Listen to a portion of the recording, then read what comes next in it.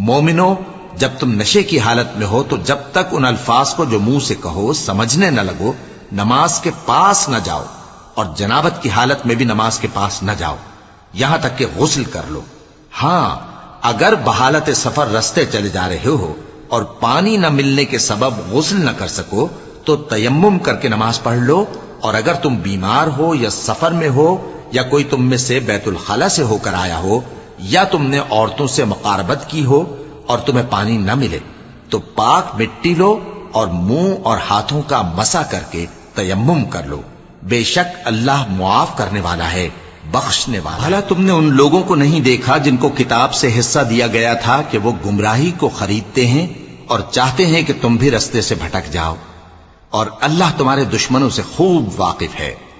اور اللہ ہی کافی کارساز ہے، اور اللہ ہی کافی مددگار ہے۔ اور یہ جو یہودی ہیں ان میں کچھ لوگ ایسے بھی ہیں کہ کتاب اللہ کے کلمات کو ان کے مقامات سے ہٹا دیتی ہیں اور کہتے ہیں کہ ہم نے سن لیا اور نہیں مانا، اور کہتے ہیں سنو نہ سنوائے جاؤ، اور زبان کو مروڑ کر اور دین میں تان کی راہ سے تم سے گفتگو کے وقت راعینا کہتے ہیں، اور اگر یوں کہتے کہ ہم نے سن لیا اور مان لیا اور صرف اسمع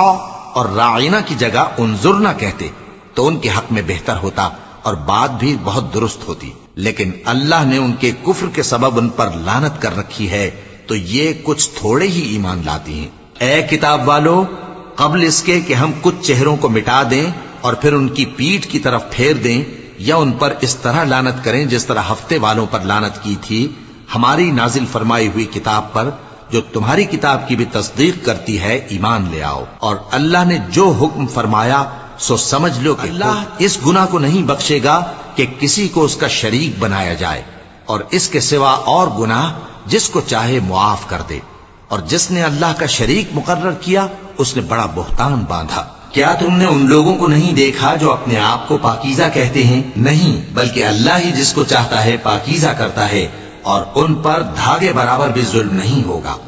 دیکھو یہ اللہ پر کیسا جھوٹ طوفان باندھتے ہیں، اور یہی کھلا گناہ کافی ہے۔ تم نے ان لوگوں کو نہیں دیکھا جن کو کتاب سے حصہ دیا گیا ہے کہ بتوں اور شیطان کو مانتے ہیں، اور کفار کے بارے میں کہتے ہیں کہ یہ لوگ مومنوں کی نسبت سیدھے رستے پر ہیں۔ یہی لوگ ہیں جن پر اللہ نے لعنت کی ہے، اور جس پر اللہ لعنت کرے تو تم اس کا کسی کو مددگار نہ پاؤ۔ ان کے پاس بادشاہی کا کچھ حصہ ہے، اس صورت میں تو یہ لوگوں کو تل برابر بھی نہ دیں گے، یا جو اللہ نے لوگوں کو اپنے فضل سے دے رکھا ہے اس کا حسد کرتے ہیں۔ تو ہم نے خاندان ابراہیم کو کتاب اور دانائی عطا فرمائی تھی اور سلطنت عظیم بھی بخشی تھی، پھر لوگوں میں سے کسی نے تو اس کتاب کو مانا اور کوئی اس سے رکا رہا، تو ان نہ ماننے والوں کے لیے دوزخ کی جلتی ہوئی آگ کافی ہے۔ جن لوگوں نے ہماری آیتوں سے کفر کیا ان کو ہم عنقریب آگ میں داخل کریں گے، جب کبھی ان کی کھالیں گل جائیں گی تو ہم ان کو اور کھالیں بدل کر دیں گے تاکہ ہمیشہ عذاب کا مزہ چکھتے رہیں۔ بے شک اللہ غالب ہے، حکمت والا ہے۔ اور جو لوگ ایمان لائے اور عمل نیک کرتے رہے ان کو ہم بہشتوں میں داخل کریں گے جن کے نیچے نہریں بہ رہی ہیں، وہ ان میں ہمیشہ ہمیشہ رہیں گے، وہاں ان کے لیے پاک بیویاں ہیں اور ان کو ہم گھنے سائے میں داخل کریں گے۔ مانو اللہ تم کو حکم دیتا ہے کہ امانت والوں کی امانتیں ان کے حوالے کر دیا کرو، اور جب لوگوں میں فیصلہ کرنے لگو تو انصاف سے فیصلہ کیا کرو۔ اللہ تمہیں بہت خوب نصیحت کرتا ہے، بے شک اللہ سنتا ہے، دیکھتا ہے۔ مومنو، اللہ اور اس کے رسول کی فرما برداری کرو، اور جو تم میں سے صاحب حکومت ہیں ان کی بھی۔ پھر اگر کسی بات میں تم میں اختلاف واقع ہو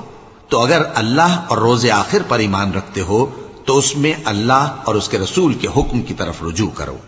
یہ بہت اچھی بات ہے اور اس کا انجام بھی۔ تم نے ان لوگوں کو نہیں دیکھا جو دعویٰ تو یہ کرتے ہیں کہ جو کتاب تم پر نازل ہوئی اور جو کتابیں تم سے پہلے نازل ہوئیں ان سب پر ایمان رکھتے ہیں، اور چاہتے یہ ہیں کہ اپنا مقدمہ اللہ کے باغی کے پاس لے جا کر فیصل کرائیں،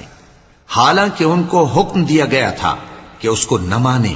اور شیطان تو یہ چاہتا ہے کہ ان کو بہکا کر رستے سے دور ڈال دے۔ اور جب ان سے کہا جاتا ہے کہ جو حکم اللہ نے نازل فرمایا اس کی طرف رجوع کرو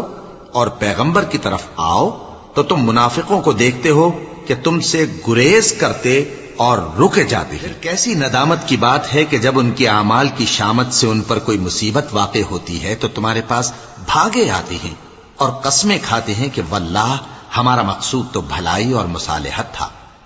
ان لوگوں کے دلوں میں جو جو کچھ ہے اللہ اس کو خوب جانتا ہے۔ تم ان کی باتوں کا کچھ خیال نہ کرو اور انہیں نصیحت کرو اور ان سے ایسی باتیں کہو جو ان کے دلوں میں اثر کر جائے۔ اور ہم نے جو پیغمبر بھی بھیجا ہے تو اسی لیے بھیجا ہے کہ اللہ کے فرمان کے مطابق اس کا حکم مانا جائے۔